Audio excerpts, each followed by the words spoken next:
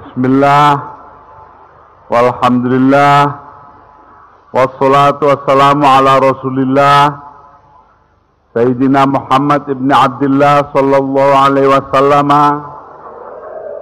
wa ala alihi wa sahbihi, wa man tabi'ahu wa walah, wa la hawla wa la quwata illa billah. Ulama anal kiram, wa habaibanal afadil, wa zu'ama anal a'izza,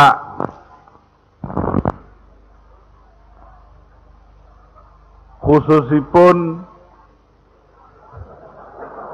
lali, lupa kalau presiden.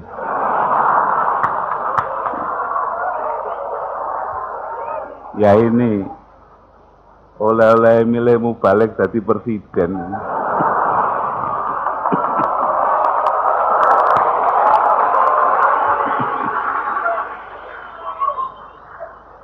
Terutama kepada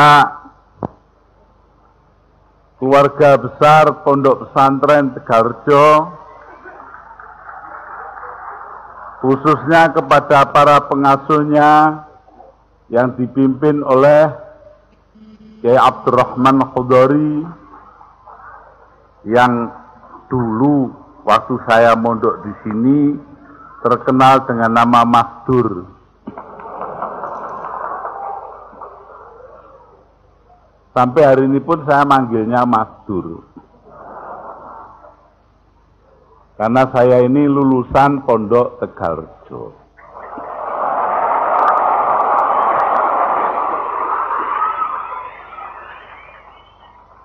Pondok ini telah memberikan kepada saya banyak pelajaran dalam menempuh arus kehidupan. Tetapi terutama pelajaran yang terbesar adalah rasa kemanusiaan yang harus tumbuh pada diri kita. Saya dengar di sini bahwa adik Kiai Abdurrahman Khudori manggil saya dulu Mas Mo. Itu kalau dimintai orang pangestu mendirikan masjid, jawabnya selalu, apa tempat sampean sudah ada gamelan?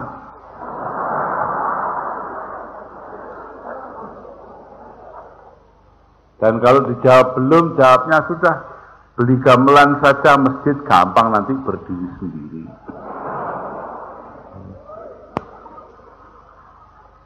Ini artinya apa? Pondok Tegalrejo telah berhasil menanamkan dalam diri kita semua rasa kecintaan kepada budaya daerah, kepada budaya kita sendiri, di samping mengembangkan ilmu-ilmu agama yang kita ingini. Jadi kalau para ulama mengajarkan funun atau ilmu-ilmu yang 14 yang ada di dalam Itmamud Diroyah dari Al-Imam Abdurrahman As-Sayuti, maka itu tidak lain adalah berkat perjuangan para sesepuh kita. Kalau di Tegalrejo ini oleh guru saya almarhum Kiai Khudori. Beliaulah yang menanamkan hal itu kepada kita, sehingga akhirnya kita semua menjadi manusia yang seperti sekarang.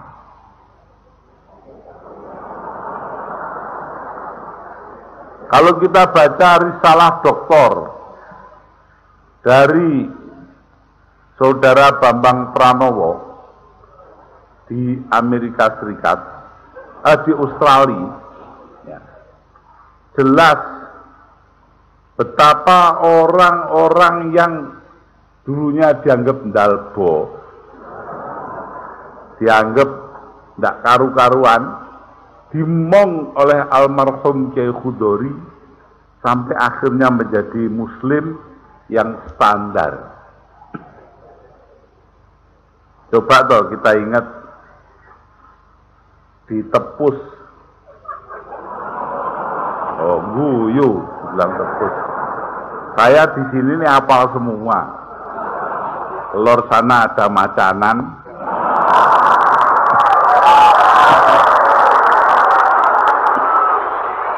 kidul sana ada Tejo Mulyo. Kalau kita ke timur terus ke Balak, apal kabeh. Apalagi dekat sini ada desanya Kiai Idris, namanya Pekalongan. Ya ini semua apal, saya lama di sini 2 tahun setengah. Apal adiknya Kiai, ada yang jahit namanya Dendul, entah masih hidup atau masih tidak. Nah, semuanya itu masih ingat semua kok saya itu. Yang tidak pernah saya buka-buka cuma belingnya saja.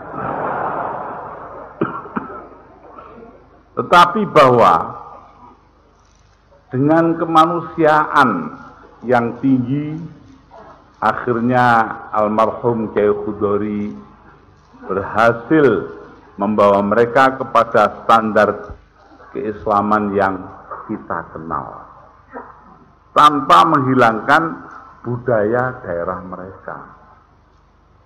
Ini yang menurut saya paling penting. Kalau tadi Kiai Abdurrahman Khudori, yang Kiai ya harus dipanggil Kiai, masa tetap Mas saja. Itu bercerita bahwa dari zaman Wali Songo, bahkan ditarik dari zaman Sunan Raden Rahmatillah, maka ilmu-ilmu yang dibawa oleh para kiai itu adalah bagaimana memadukan budaya daerah dengan ajaran agama sekaligus. Ini yang dulu. Kita ingat zaman Kiai almarhum Kiai Khudori Tegarjo. Tidak pernah imtihan kalau tidak ada boxen. Tidak ada model-model budaya setempat. Padahal kalau orang lain imtihan itu ya isinya cuma muhadharah, pidato-pidato, ya, mau idzah hasanah katanya zaman sekarang. Katanya mau idzah hasanah itu nasihati mbok hasanah.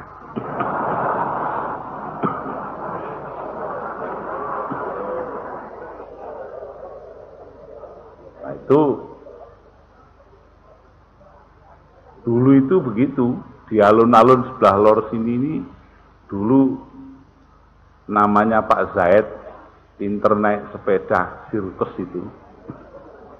Ya. Nah sebagian saya tuh nonton boxen, nonton sirkus itu, ya bagian nonton-nonton sajalah. Ya. Itu semua ya kita jalani di pondok ini karena kiainya menghendaki antara budaya daerah dan agama itu menjadi satu, tidak terpisah-pisah. Ini warisannya para wali songo yang terpelihara terus di pondok-pondok pesantren. Inilah yang mungkin oleh Kiai Abdurrahman Khudori tadi dinyatakan sebagai pondok pesantren harus tetap ada, harus dikembangkan sejauh mungkin. Bukan bentuk sekolahnya, jiwa pondoknya. Jadi menurut saya ini penting sekali kita pegang. Karena kalau tidak ingat itu, maka pondok bisa menjadi sarang bencana. Kenapa sarang bencana? Kita ingat beberapa pondok, terus terang sajalah, saya ini tanpa testing aling-aling biasanya. Muni ya, kemarin dimarahi gara-gara taman kanak-kanak.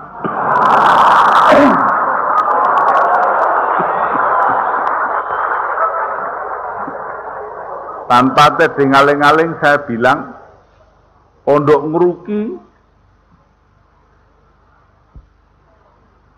yang dipimpin oleh Sungkar itu melupakan ajaran nenek moyang kita. Quran hanya diambil separuh,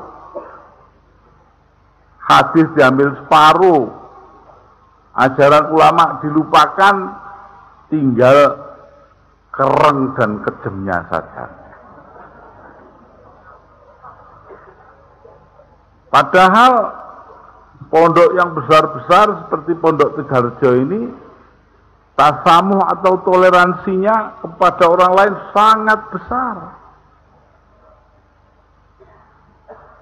Hari ini saya membawa kemari tamu dari Amerika, yaitu saudara Tajuddin Hamad. Ini orang Sudan. Hati-hati coro Arab sama dia. Ngomong Arab, keliru, awas. Tapi juga di samping itu beliau dibarengi oleh Reverend Kwak, seorang pendeta agama lain di luar Islam. Nah inilah maziahnya pondok-pondok seperti Tegarjo ini, di mana tidak ada penolakan terhadap siapapun, sampai karena adrengnya bersatu semua pihak. Tadi Kiai Abdurrahman Khudori menyatakan yang penting urusan bangsa, perbedaan tidak penting, itu mafhumnya begitu. Sehingga NU Muhammadiyah apa itu tidak ada urusannya.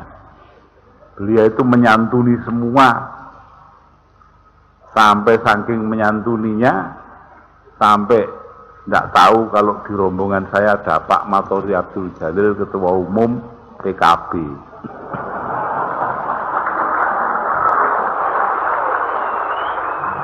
Padahal Kiai Abdurrahman Khudori ini Rois Majelis Syuronya PKB Jawa Tengah. Ini ya saking adrengnya dengan yang bersifat nasional. Dan Pak Matori juga begitu. Artinya mengimbangi tuntutan dari bawah itu dengan kiprah beliau untuk kepentingan nasional, sampai diarani dia itu pendukung Megawati Soekarno Putri dan bukan pendukung saya. Padahal saya yang minta Pak Matori untuk tetap mendukung Mbak Megawati sampai lebur. Ya sebabnya mudah saja. Karena waktu itu saya sendiri pun menginginkan Mbak Mega menjadi presiden. Karena dasarnya bukan apa-apa, ini dasarnya karena usul fikih. Nah, loh, ketawa. Padahal di fikih itu ada yadurul hukmu ma'ilatihi wujudan wa adana. Hukum itu ada atau tidaknya tergantung kepada ilatnya. Lah ilatnya jadi presiden kan menang pemilu. Nah, sing menang roh kan. Jadi kalau sekarang milih orang yang tidak menang pemilu jadi presiden, rasakno dhewe.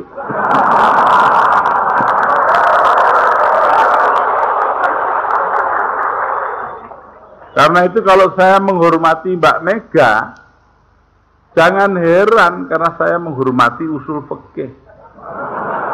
Dan itu didikan dari mana? Saya belajar begitu tuh ya di Tegarjo ini.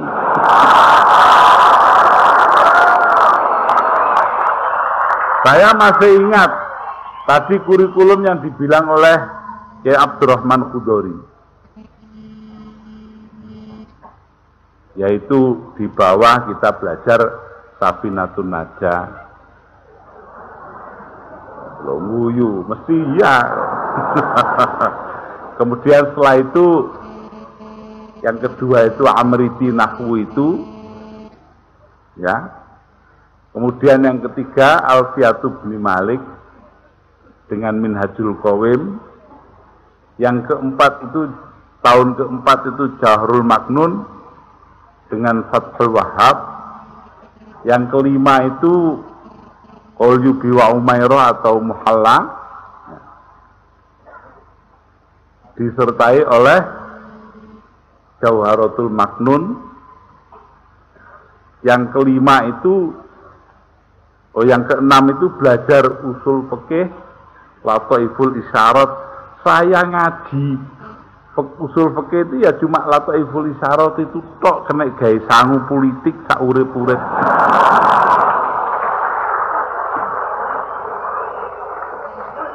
Dan itu pun belajarnya di sini belajar nyolong. Artinya nyolong bukan kelas saya. Kelas saya itu kan kelas 3.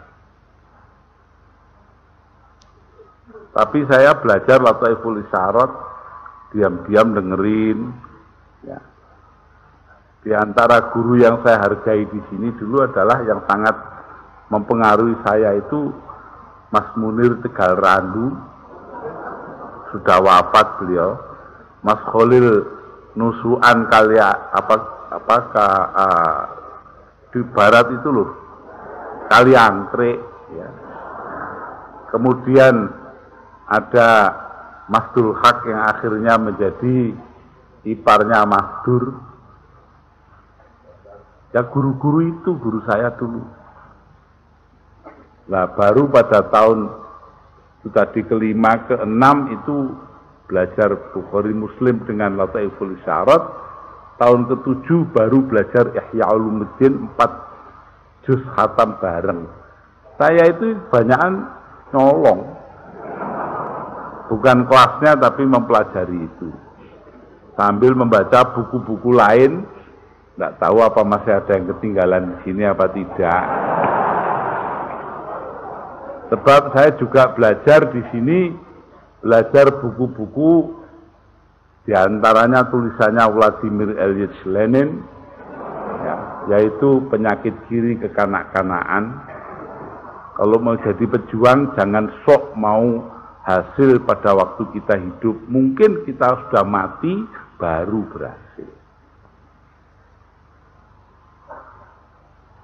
Juga belajar dari Mao Zedong, yang akhirnya dikenal Mao Zedong, kekuasaan lahir dari laras senapang.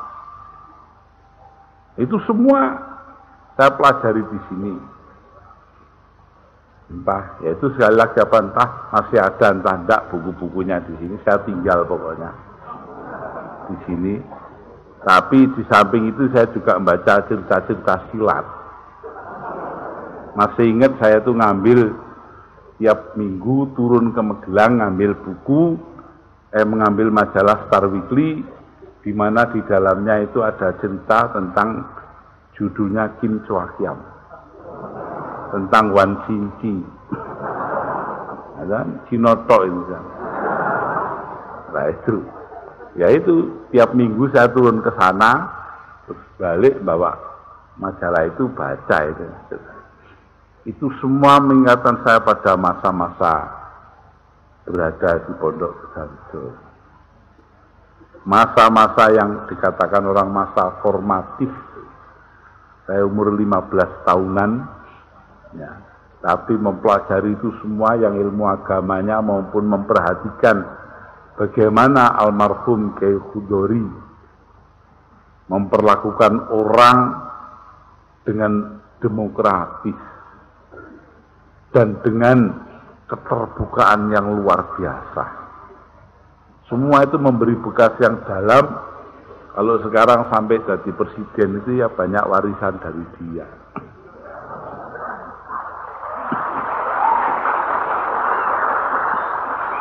Jadi karena itu kalau dikatakan pondok pesantren itu mewariskan sesuatu yang berharga, betul.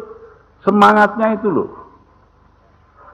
Karena semangat pendidikan di negeri kita yang tadinya itu dikuasai orang-orang kolonial, akhirnya menjadi begitu buruk.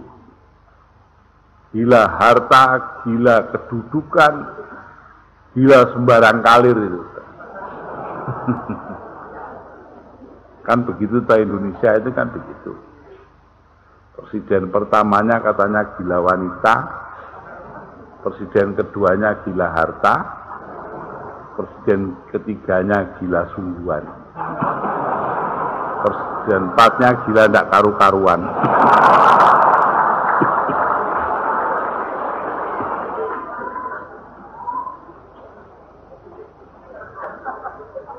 Nah itu. Jadi karena itu saya melihat bahwa warisan Wali Songo yang paling berharga, warisan pondok-pondok pesantren dari zamannya Samudra Pasai dibawa ke sini semua adalah kecintaan kepada kemanusiaan. Dan ini datangnya dari negeri yang juga cinta kemanusiaan, negeri Arab. Yang gersang seperti itu tapi cinta kepada kemanusiaan. Perhatikanlah orang seperti Imam Al-Farahidi, Al-Khalil Ibnu Ahmad Al-Farahidi, Sahibu Qamusil Ain, menulis buku Qamusul Ain, 2 jilid, Kamus Al-Ain, dimulai dari huruf Ain, 2 jilid.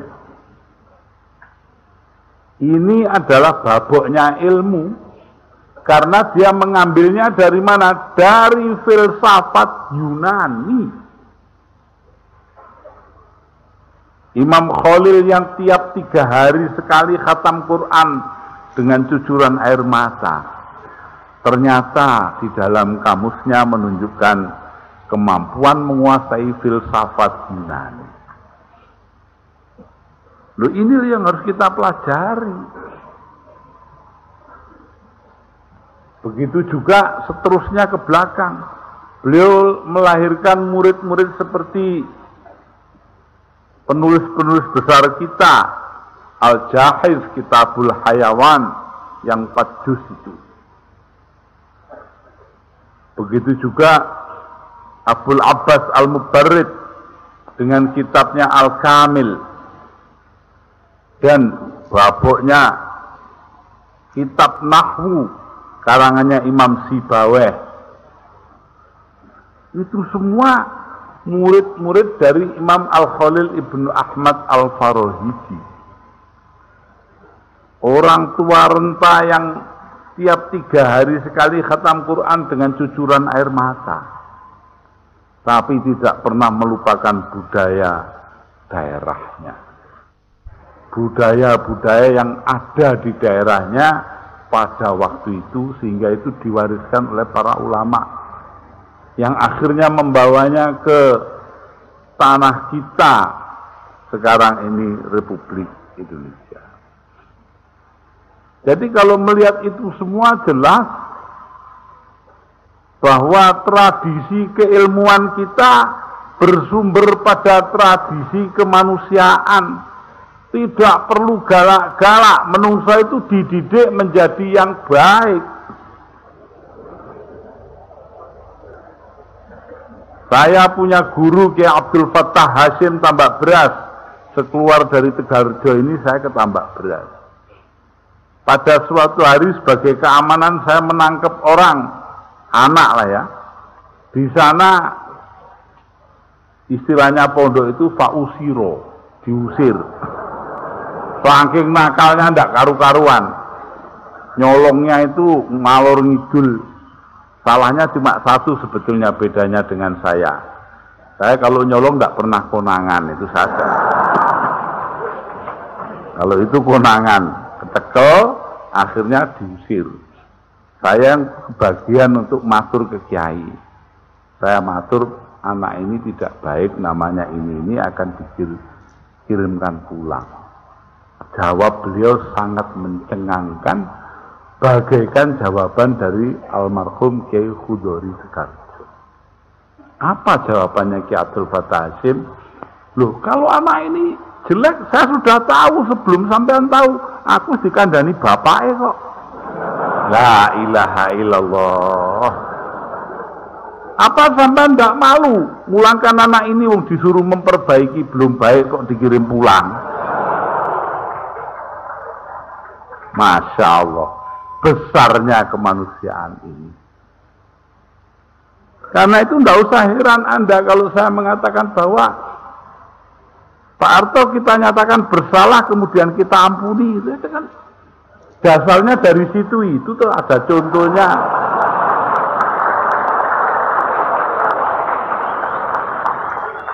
Sebab kalau salah semua juga punya salah kok repot-repot. Tak negara salah kabeh. Ini. Jadi kemanusiaan satu dari almarhum Kiai Khudori Tegarjo, kedua dari almarhum Kiai Abdul Fattah Hasyim. Mondok cuma di dua pondok ini, mondok teratur lah ya. Yang lain kan mondok posoan saja.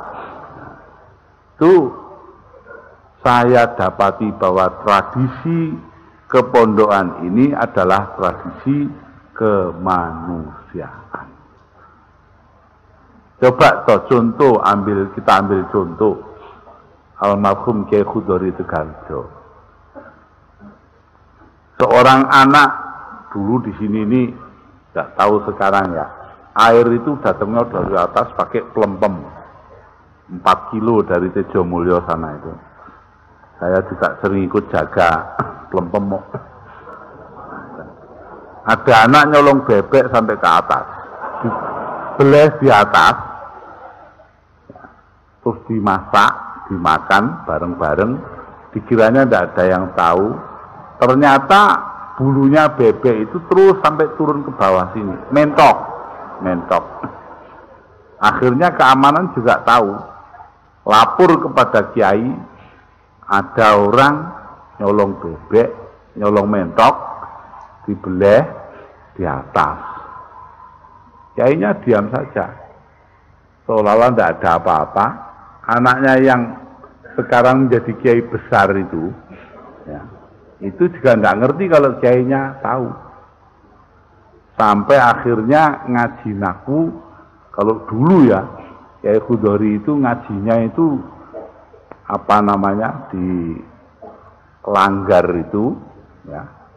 Kemudian di sana beliau menerangkan dengan papan tulis, sudah itu namrin atau menanyai anak-anak. Yang ditanya itu duduk di lantai, kemudian kalau ditanya berdiri. Yang lain duduk di lantai, dia berdiri. Dengan tenang kiainya 2 bulan menunggu sampai dia menerangkan alam. Nama itu loh, ada proper noun, ada general noun, ada personal noun ya.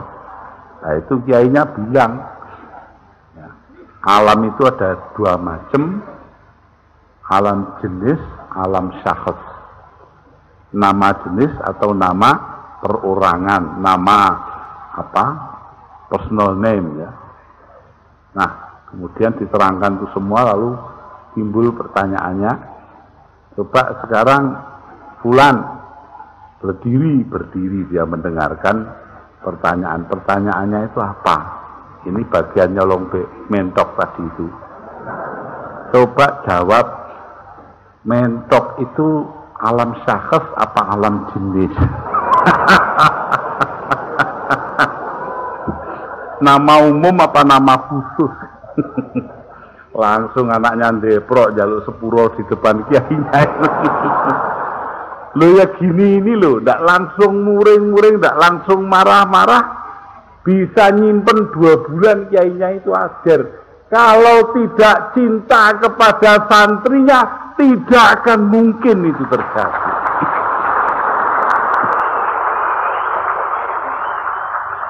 Santri adalah penyerahan orang tua kepada guru. Jadi tidak boleh disia-siakan. Betul-betul guru digugulan, ditiru. Bukan seperti zaman sekarang itu banyak sekolah guru itu wagu tur saru.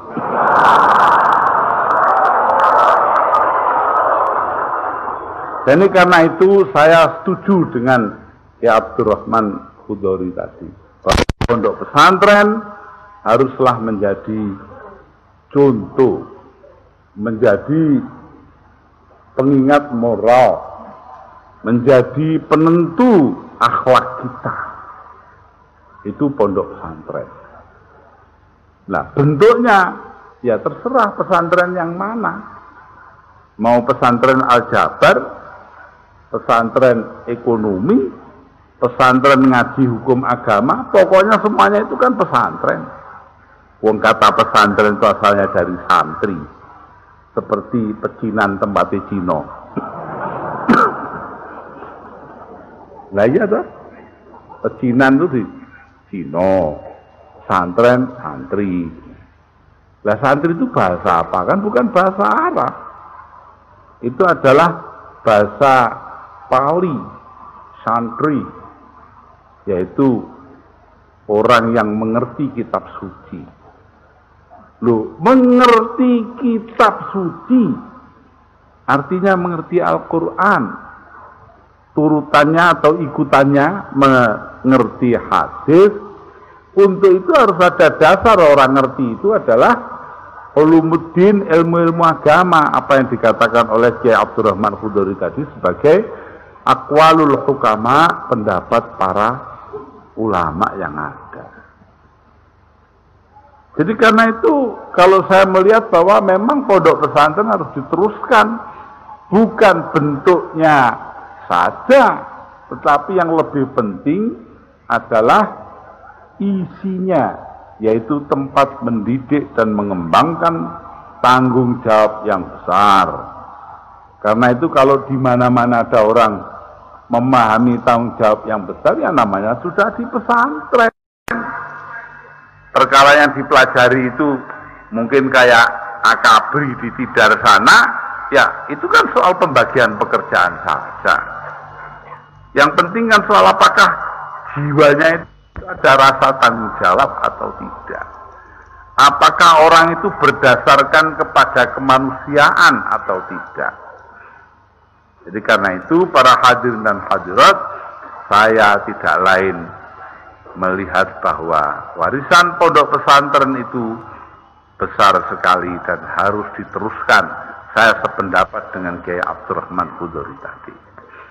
Karena dengan demikian kita melihat bahwa di balik keantikan macam-macam, di sini dulu ada Mbah Hamid Kajoran. Itu menungso paling antik di dunia ya. Ya, paling aneh. Laung duwe pondok punya pesantren kok namanya pesantren bodoh. Karena 3 orang, Mbah Muslim dan saya dan Mbah Hamid di situ. Katanya Mbah Hamid, Mas Muslim, aku harus mati. Saya mau mati, Mas Muslim. Ojo sik, ngesakno Gus Dur.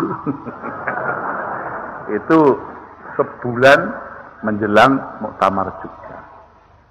Tunda lo ngodal orang mati kok turun nunda. Kalau ndak podo antiknya kan ndak bisa itu. Ngono ya, tunda ya. Iya, tunda. Sakne Gus Dur. Dan akhirnya benar. Wafatnya itu adalah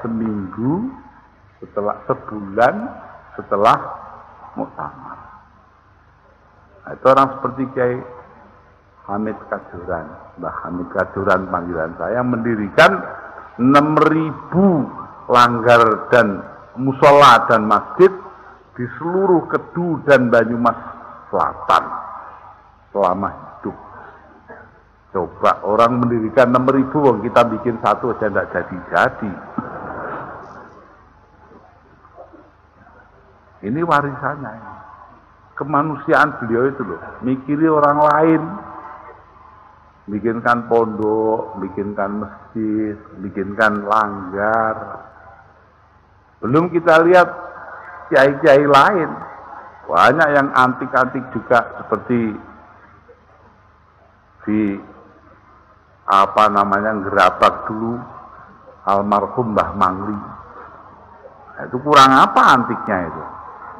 Paling antik di dunia orang tidak apa-apa suruh jalan di dengan baju ke dalam air, itu kurang apa? Saya pernah di Paris begitu. Tapi ya semuanya itu akhirnya menghasilkan ulama-ulama yang berperan besar, yang membentuk masyarakat yang membentuk akhlaknya orang banyak. Alhamdulillah kita bisa melihat buah kerja daripada Kiai Khudori almarhum di Tegarjo ini pada umat yang demikian banyak yang ada di sekitar kita. Mereka menghargai Tegarjo bukan karena apa-apa, tetapi karena jasanya Tegarjo untuk memelihara masyarakat ini.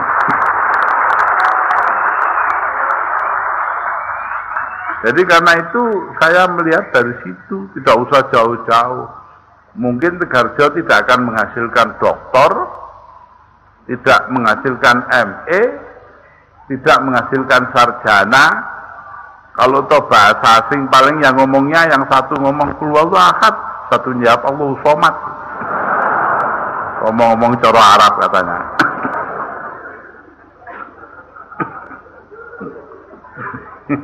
Jadi ini ya begitulah keadaan pondok itu. Tapi dengan keadaannya yang serba sederhana, serba kekurangan, alhamdulillah Pak Gubernur sudah menyetujui adanya air ledeng ke pondok ini. Berapa kali ini ditunda-tunda, tidak pernah dikasih izin hanya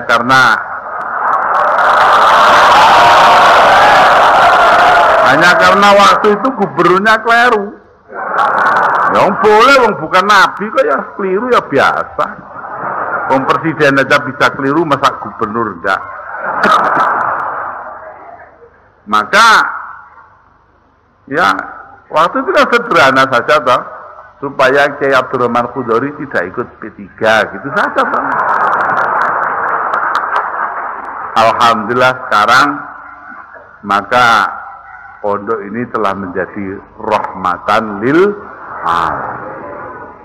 Karena itu saya terkenang itu semua kembali kemari, tidak lain tidak bukan, kita harapkan mudah-mudahan pondok ini akan berlanjut terus. Tegarjo akan berhasil membentuk manusia-manusia yang berkemanusiaan, tetapi juga memiliki pandangan keagamaan yang luas. Begitu juga menguasai ilmu-ilmu agama yang ada.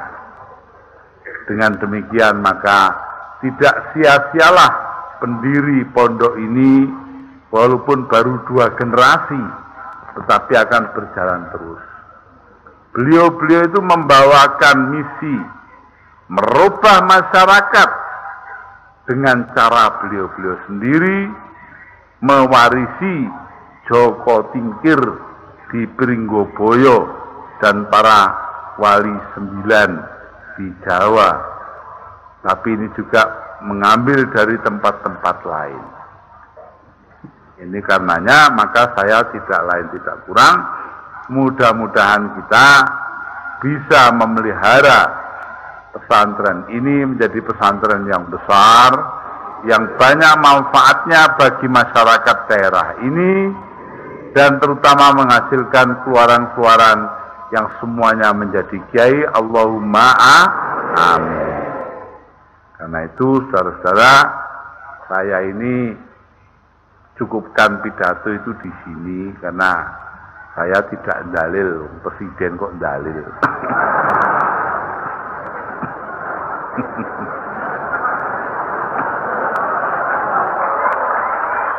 Ya, yang dalil itu kiai pondok. Presiden tidak usah dalil lah sudah. Ya. Kenapa? Karena kalau dalil itu nanti keterusan balik lagi jadi mubalik lagi. Karena itu para hadirin dan hadirat, tidak lain tidak bukan, kita harapkan tabarukan kepada para ulama, terutama kepada para habaib kita, dan kemudian lebih penting lagi bagaimana mencetak ulama-ulama masa datang, yaitu pembentuk akhlak masyarakat yang benar, karena di hadapan kita terbentang tantangan-tantangan yang berat. Bagaimana memajukan diri kita tetapi sekaligus tidak kehilangan yang sudah ada. Al-muhafazatu 'alal qadimis shalih wal akhdhu bil jadidil aslah. Ini bukan dalil. Akhirnya sekali lagi saya ucapkan selamat berimtihan, selamat bertutup tahun, dan marilah kita semua selamat membangun. Wassalamualaikum warahmatullahi wabarakatuh.